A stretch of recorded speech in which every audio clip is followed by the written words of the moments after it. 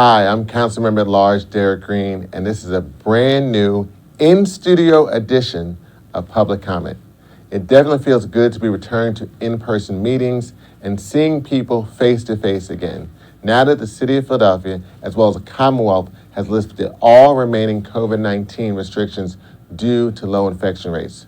Our economy is beginning to rebound thanks to the passage of President Biden's American Rescue Plan, which included critical aid to states and local governments. This funding was key in helping the Kennedy administration and City Council close a $450 million budget deficit upon approval of the fiscal 22 budget. In addition, the American Rescue Plan has enabled the city to provide millions and more money to fight gun violence in Philadelphia. However, we have not totally returned to our pre-pandemic life.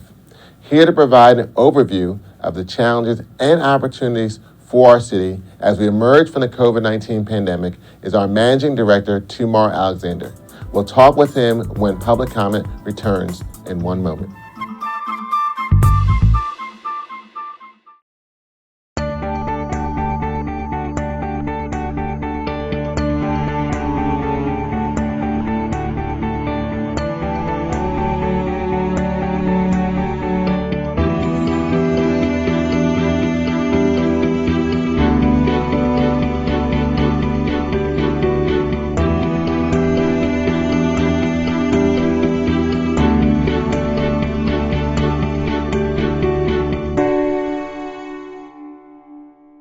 Have you heard? The Free Library is now offering outdoor in-person events as part of the 2021 Summer of Wonder, happening June 1st through August 31st. Story time, yoga in the park, and more. Come join us outside. Visit www.freelibrary.org to browse the calendar.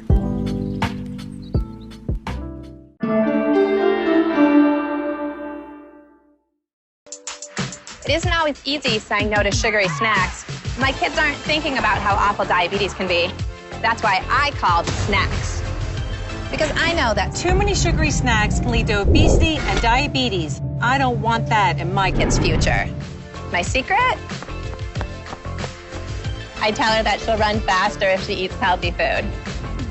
Replace sugary snacks with these healthier options. For more information, visit foodfitphilly.org.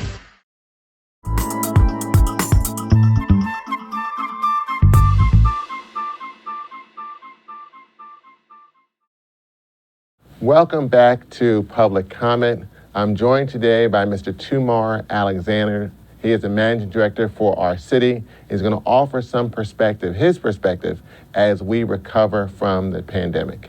Mr. Alexander, Tumar, thank you for being with us today. Thank you for having me, Councilman. Now, you are the Managing Director for the City of Philadelphia. And now this is our first Public Comment show we've had in over a year and a half due to the pandemic. So you came into the role of Managing Director during the pandemic. So what was the challenges that you faced coming into this new role, and what do you do as Managing Director? So first, Council Member, thank you. Thank you for having me.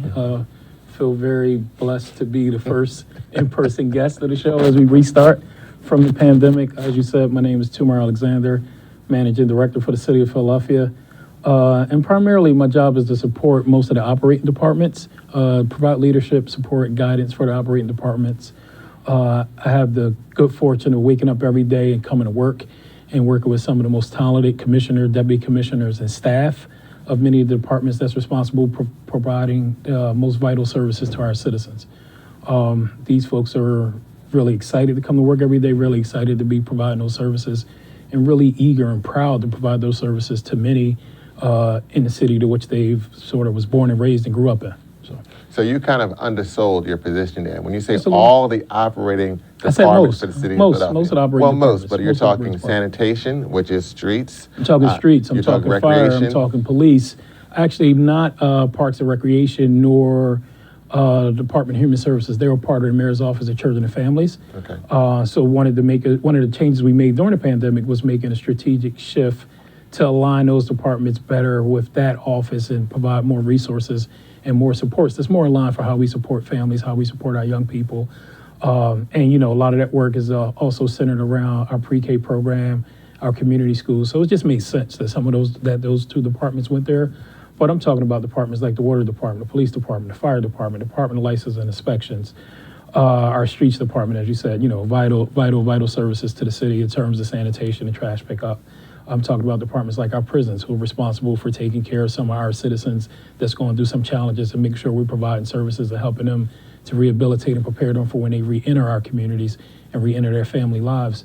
Talking about departments like Department of Health, actually, which was you talk about the pandemic, it's a major department, right? Department that's been leading us in the city and also in the region through this challenging last 18 months. It's been, it hasn't been a perfect ride through those months, but I think one of the things that department has strived to do, one of the things we've strived to help them with is making sure that we were putting our city in the best position that we could equitably get through the pandemic and recover, that we were putting folks and residents' lives ahead of everything. And at times it was challenging and at times it was controversial, but I'm proud of that work, proud to be a part of that team. And now I'm proud to be a part of, the team that's leading that work and leading all of those efforts and service deliveries. So those are some of the key operational departments that people rely on, basically for quality of life. When you talk about all those departments, now what were some of the real challenges you were facing coming into this role during the pandemic? I think it was a lot. It was just the climate we were in, the unknown. I mean, this pandemic was, I think everyone in the nation and the country and actually in the world was just, we were learning a lot about this as you went. I thought back a little bit over the weekend.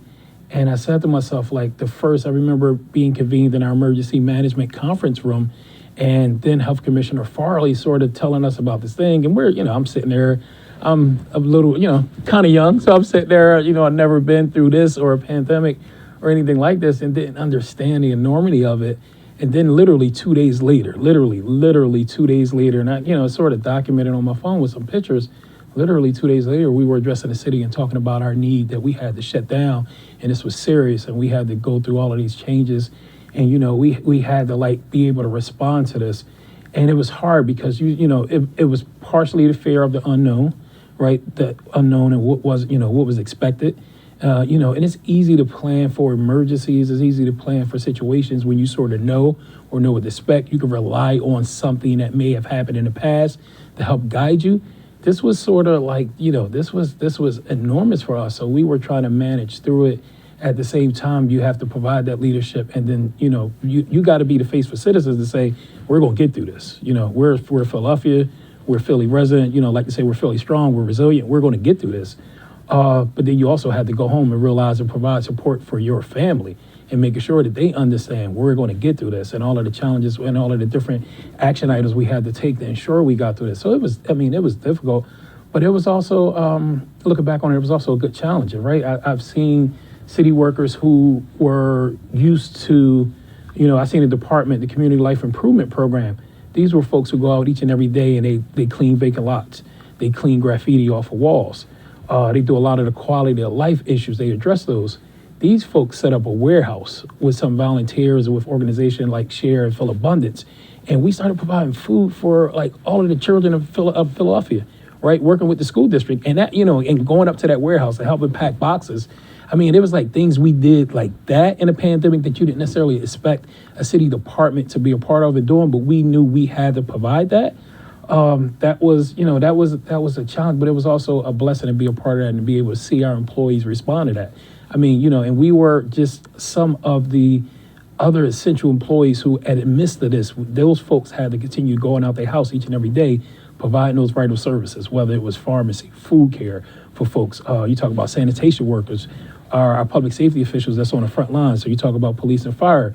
You talk about our folks at the prison. These folks had to show up each and every day to work in those conditions and facing that unknown. And I just think they're some of the bravest and strongest folks we could have. And without them, I don't think we would have powered through this pandemic. Certainly it's not over. But we're at the point where you and I are sitting talking face to face, right? I don't have to see you virtually on a council hearing or a screen. It's just that interaction, right? It was a moment it was a point of time where, I have a mom that has some vulnerable health conditions, right? And I didn't get to see her in person. And as you and I, we understand technology. We can FaceTime, we're on Teams, we're on Zoom meetings. my mom's phone ain't FaceTime quality, right? So it's like, how am I staying connected to her? And that was, and that weighed a lot on me, even in the midst of coming to work and trying to provide services for citizens. But it was a challenging time, and it was certainly a challenging time to assume this role. Quite frankly, I thought about it long and hard. I prayed on it long and hard before I made the commitment to Mayor Kinney, just because I knew the enormous challenges we faced. I knew what the city was facing. But ultimately, I accepted because, I was born and raised in Philadelphia. I'm a product of Philly. I don't think I'm ever going to go anywhere other than Philadelphia. And, to be able to be a part of a team and to be a person that's leading the city and helping it put the city back where we properly should be and sort of setting the table for the future, it's a job that I take serious. And it's an enormous opportunity and gift to be able to do this every day. And then you talked about the fear of the unknown, and then you had that crisis with the pandemic, and then you layer on top of that the civil unrest. We had the challenges with the unfortunate killing of Walter Wallace Jr. Last year, and all of those perspectives, and then an increase in gun violence, which really started before the pandemic, but has increased. And I think the pandemic really even added to that.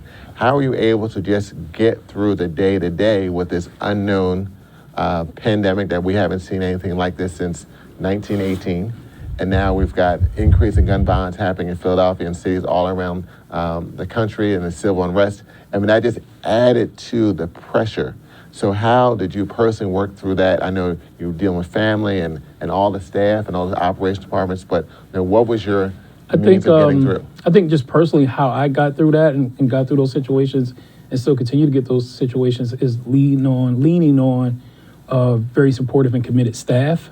Leaning on folks outside of government to sort of help us through, leaning on faith as a big part of all of us, but certainly reaching out, talking to folks, and then it's all of those challenges layered on. It also gave us an opportunity to be able to meet people who I may not have necessarily known, who were doing some of that work, as it relates to some of those challenges. So if you're talking about folks who were participating in the unrest, sitting in a meeting with them, hearing about their issues, hearing about their concerns, hearing about how we could possibly partner to bring some much needed change that's been, that I think our country is long overdue, right? I'll just say that's long overdue.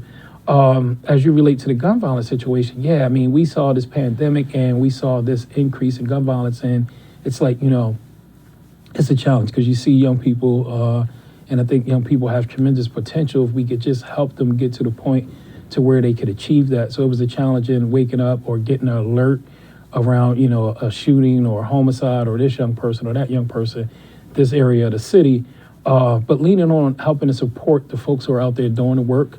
A lot of interaction back and forth with city council and other elected officials about how you all can help. Sometimes how you all pushed us to do certain things that we might have been a little hesitant to do. And it's also, I think, as it relates to that particular issue, leaning on my counterparts from across the U.S., right? So seeing that, Baltimore is facing the same issue, Chicago's facing the same issue, being on a call yesterday with cities like Austin, Texas, and other places that you don't think face this issue are facing the same exact thing, same exact challenges, and leaning on each other, sometimes learning from each other about different things they're doing that we could sort of replicate here, in part in some of the things that we're doing that hopefully they can replicate there. But just hearing sort of all of the folks in the room who are part of the solution, that helped me through. I mean, I've been in government now, I think, for like 21 years.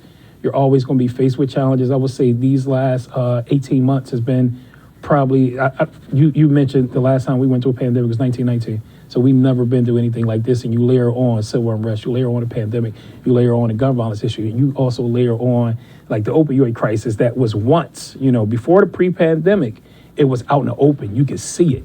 Then you folks, as we had stay-at-home orders, folks started going, it started happening more, overdose stuff started happening more inside of folks' homes. Right now they're back either living by themselves or living with their families who may not know the issues that they're facing, right? And just reading all of those alerts every day and seeing that all challenging issues, all issues I know this government and working with the community, working with various partners are really capable of addressing and taking advantage of.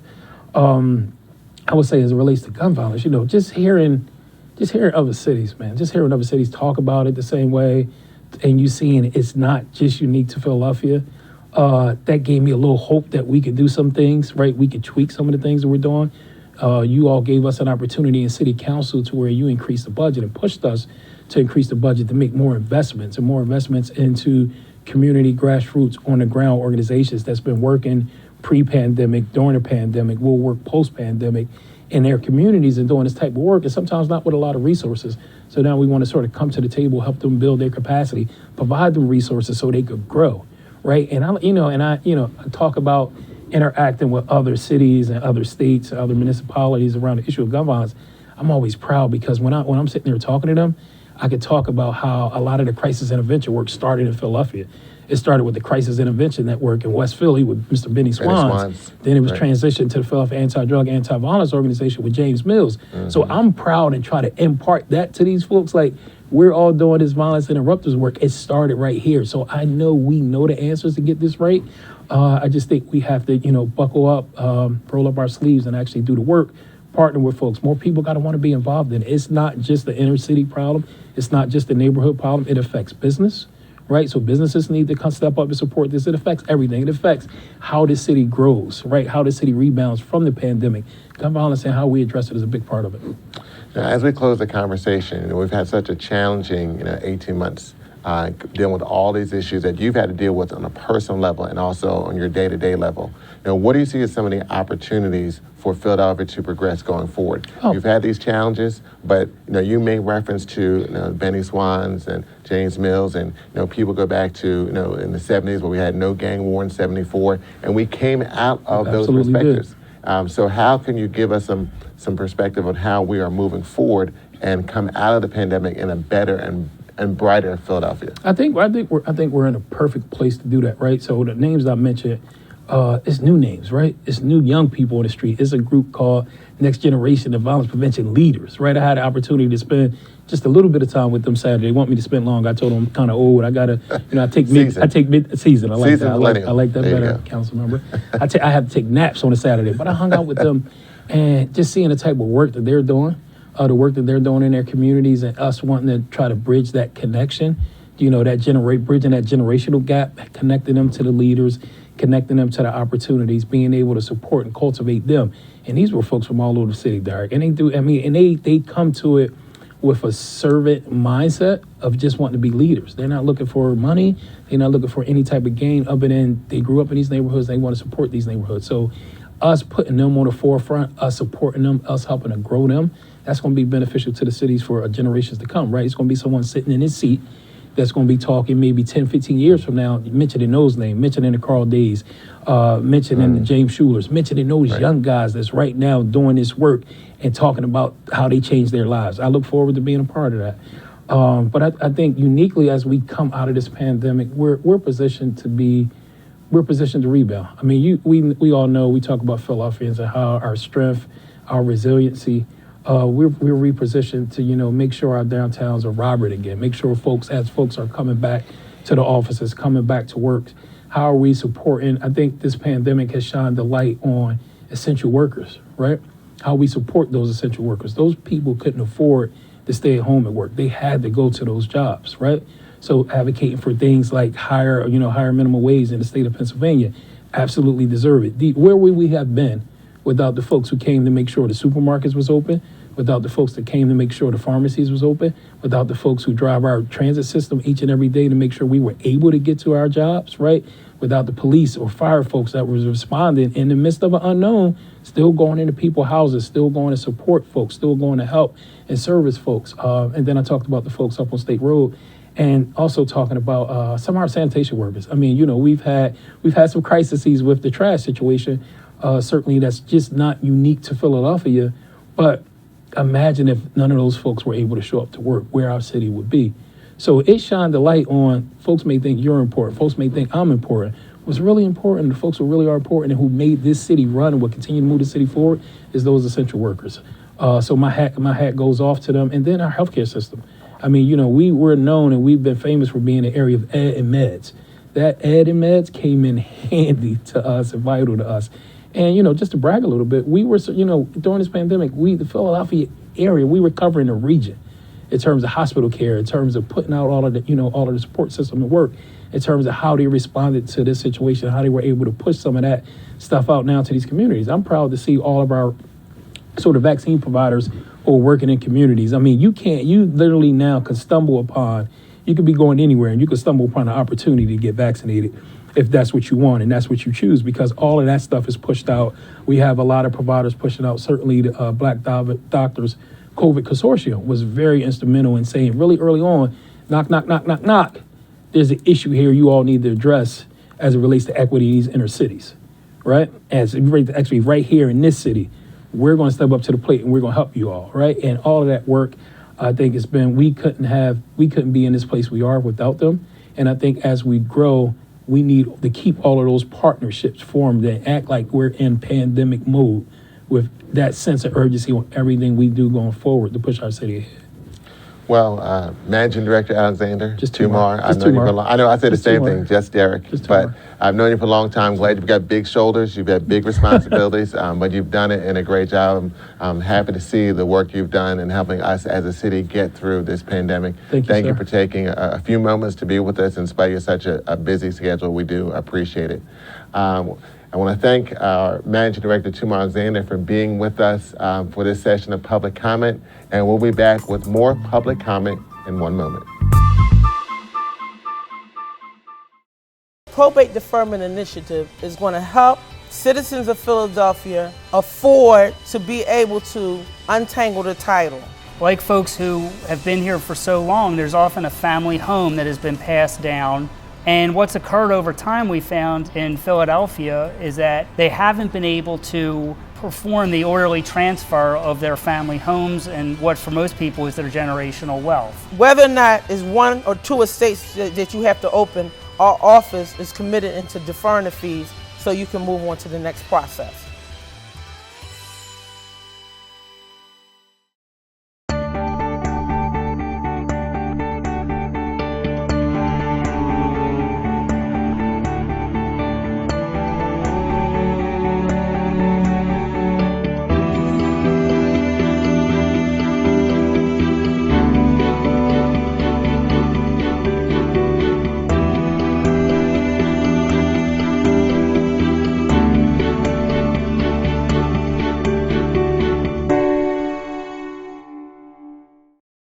Residents with medical questions can call the Greater Philadelphia Coronavirus Helpline at 1-800-722-7112.